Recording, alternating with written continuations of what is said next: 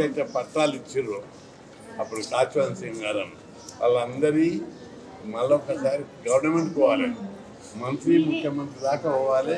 నేను ఫేవర్గా రాస్తా, భూమి ఉన్నది, అందరికి 60 గజాల చొప్పున ఇవ్వాలని చెప్పి నేను ముఖ్యమంత్రికి రాస్తా, దాన్ని మీరు ఫాలో అవ్వండి, తీసుకురండి అని తెచ్చినాక నేను పోలీసులను పెట్టి వీళ్ళని కూర్చుని పెడతాను అని చెప్పి మాట ఇచ్చారు. మళ్ళొక్కసారి సిఎల్ఆర్ ఆఫీస్ గారికి మనం ధర్నా చేయడానికి పోవాలి.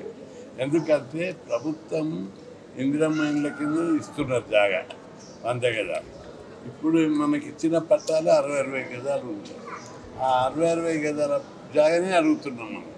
దానికి నేను రాస్తా, మీరు పైకి పంపిస్తా, మీరు తెచ్చుకోండి అని చెప్పి కలెక్టర్ మాట ఇచ్చారు. ఆ స్థలం కూడా ఉంది, జాగా కూడా ఉందా.